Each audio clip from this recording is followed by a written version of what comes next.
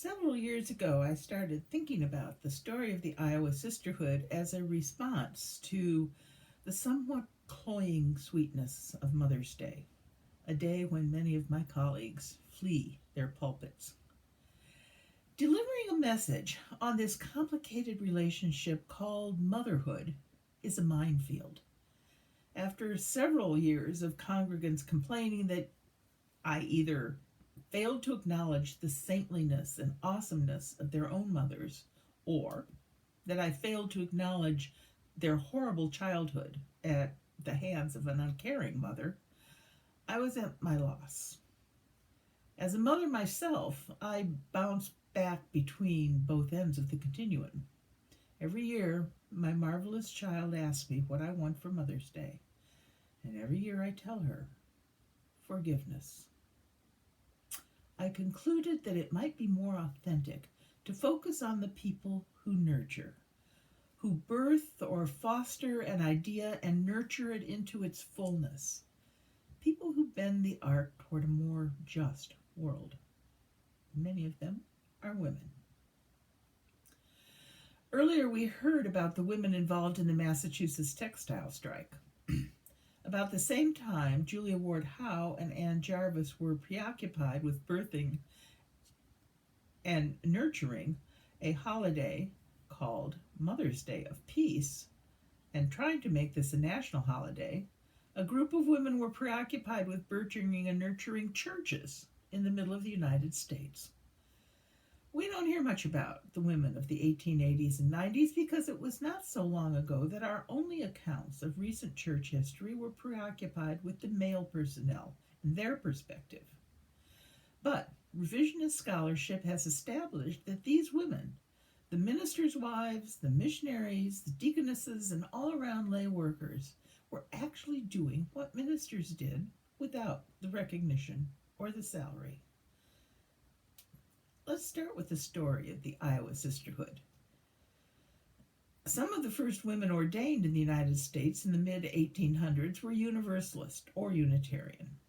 These women allied themselves with the radical wing of the liberal religion called Rational Christians or Liberal Christians rather than Unitarians. Why? Because they charged that the self-described liberals who clung to the old patriarchal concepts of deity and excluded women from leadership roles were misrepresenting themselves. These women, and those who shared their thought, were the precursors of humanist thinking, and very few of them were allowed to serve in full-time ministries. The ones who did were vulnerable, isolated, and lonely.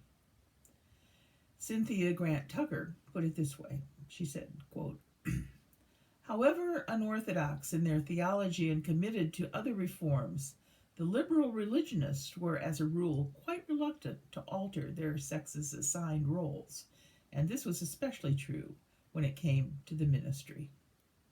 The number of women who had the interest and nerve to take on the opposition and prove themselves in pastorates was a minuscule cluster that seemed like a great gathering only to the women themselves when their hopes got the better of them. End quote. When their hopes got the better of them. Despite the lack of encouragement in the 1880s and 90s, 20 or so extraordinary women claimed their role as ordained minister and banded together to serve churches throughout the American Midwest. Life was hard in the Plain States. There was not much glory to be earned by bringing liberal religion to the settlers of the area. Few male scholars from the seminaries of the East were attracted to the life, or if they ventured out there, they quickly found themselves unsuited to it.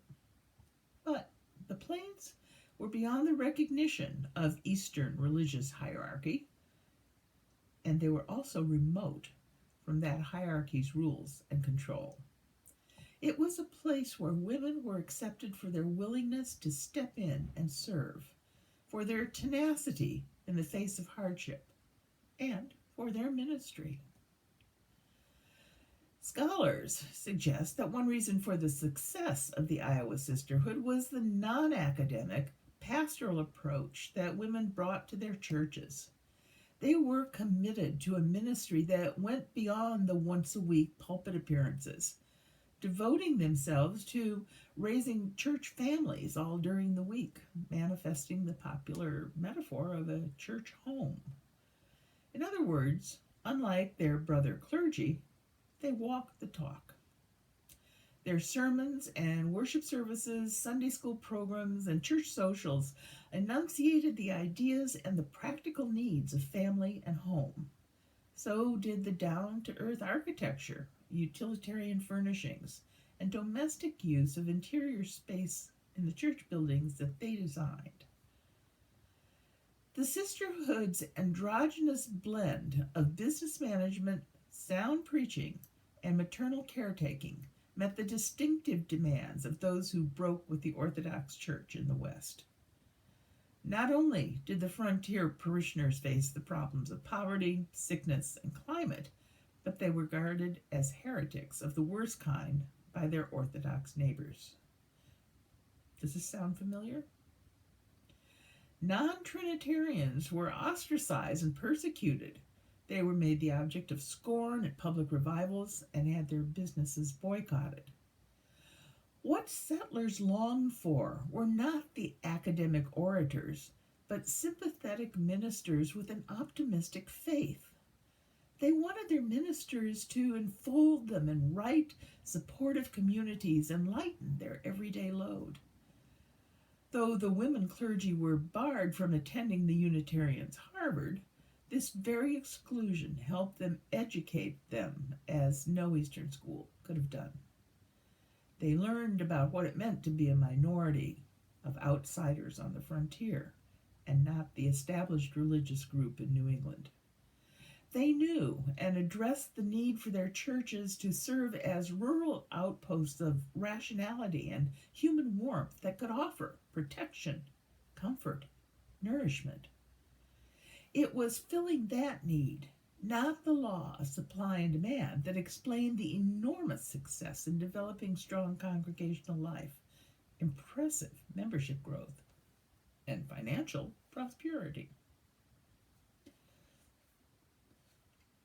Jingon Lloyd-Jones was a pioneering Unitarian minister, missionary, educator, and journalist. He expanded the ranks of Midwestern Unitarians and built up much of the structure of the Western Unitarian Conference.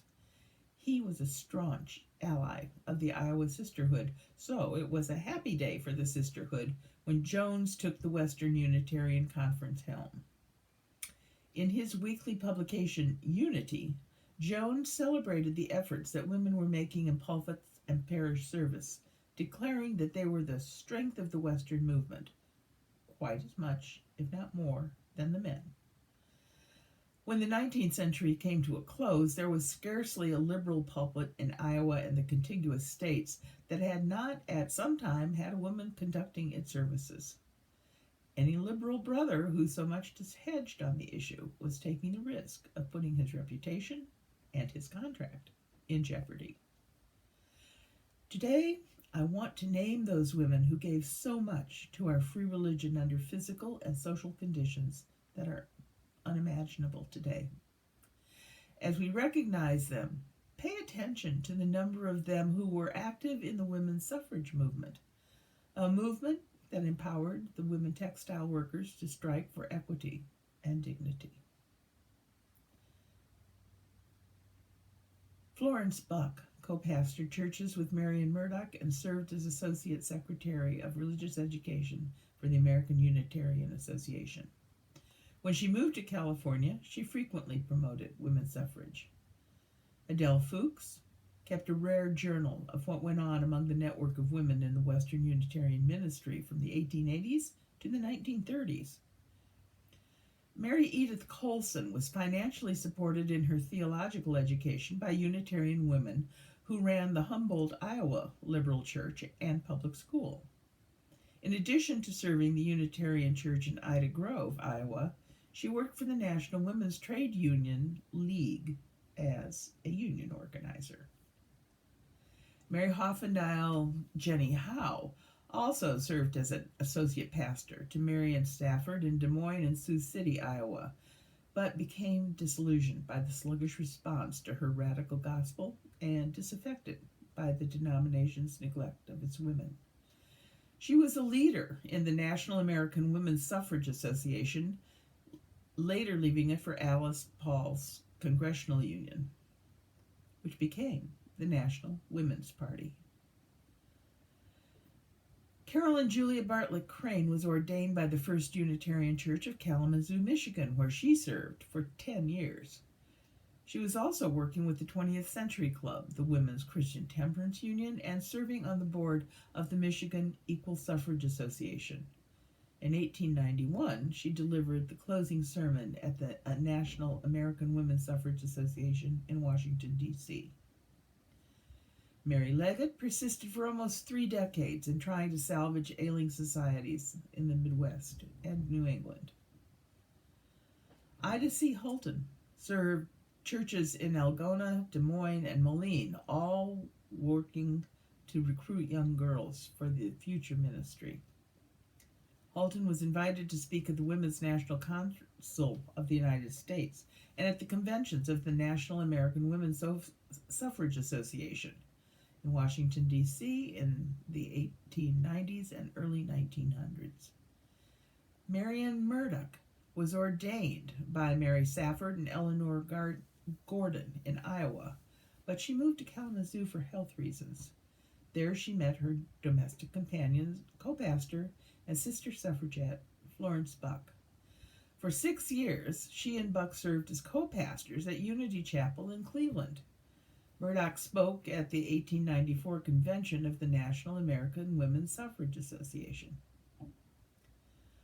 Rowena Morse Mann, the last of the women to be ordained and considered part of the Frontier Sisterhood, served the Third Unitarian Church in Chicago until she was forced into early retirement by the lack of opportunities for women ministers to find pulpits.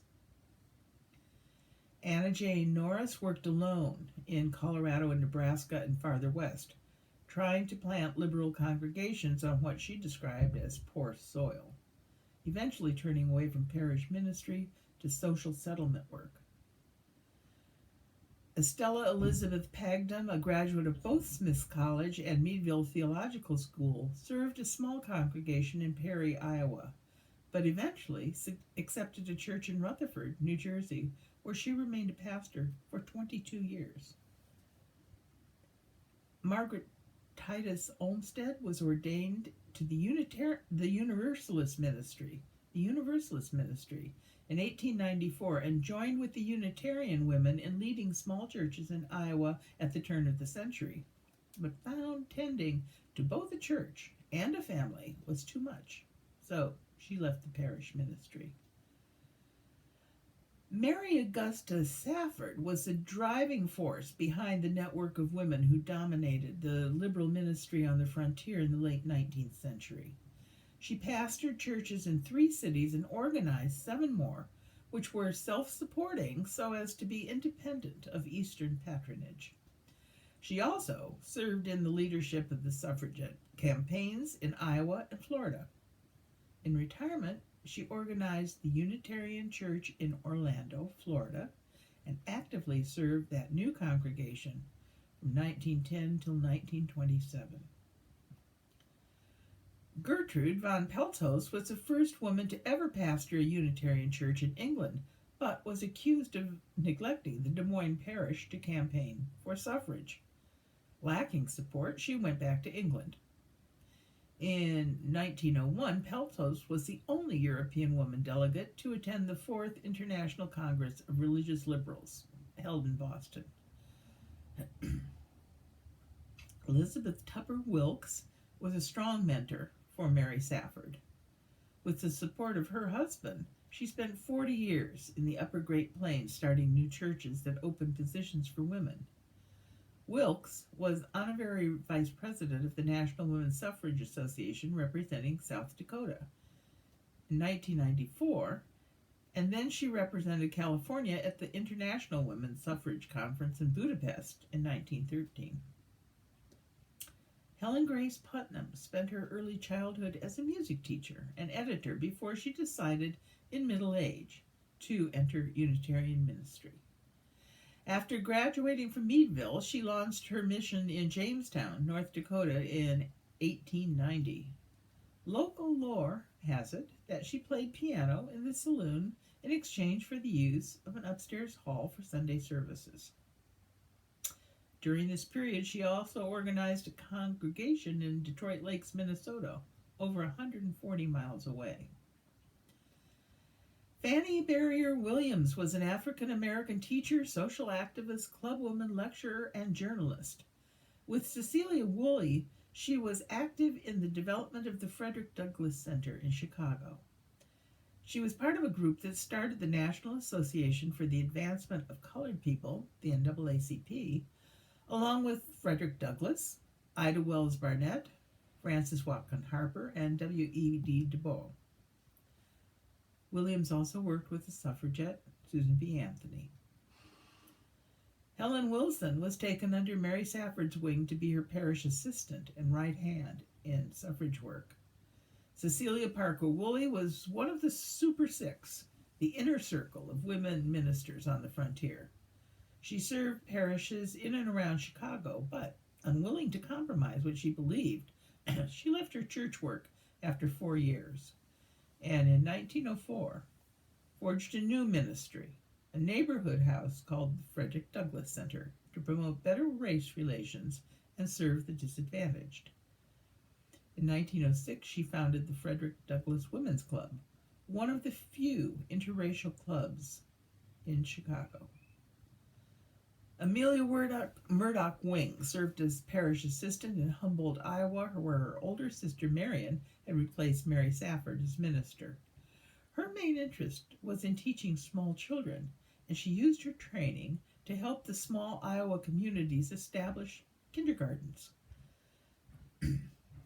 Eleanor Elizabeth Gordon served as associate pastor to Mary Safford and led Iowa women's suffrage campaign.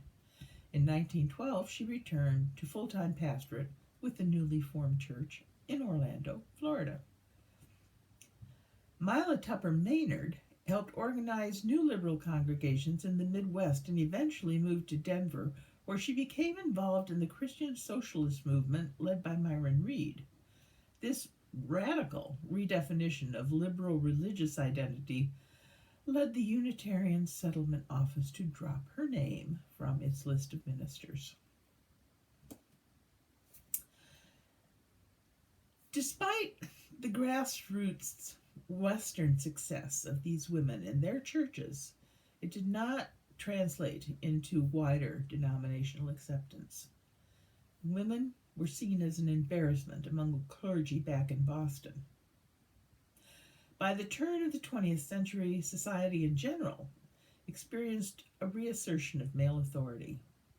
Unitarian leadership began a concerted return to a more manly ministry in order to revitalize the denomination.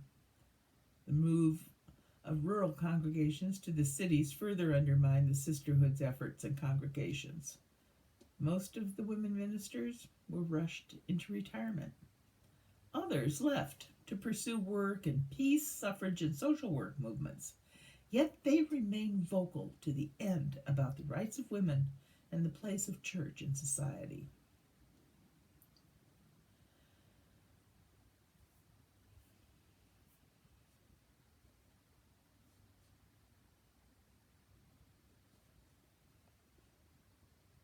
The Iowa Sisterhood and their Canadian sisters in suffrage and ministry was not a large movement.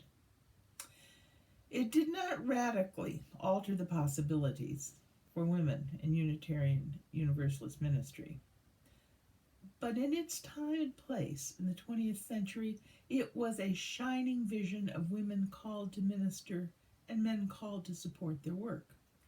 And it empowered women to claim their right to an equal place in social, cultural, and economic life in the United States. As another Unitarian, Julia Ward Howe, observed, it was hardly surprising that fighting for suffrage felt like a sacred duty when one's religion was based on the same democratic beliefs as one claim to the full rights of citizenship. Women of the Iowa Sisterhood, the Everett Mill strike, let their hopes get the better of them. In the turmoil of this 21st century, women still do. In that hope, they advanced the voices of women, the voices demanding pulpits, equality, bread, and roses. May it be so. Amen.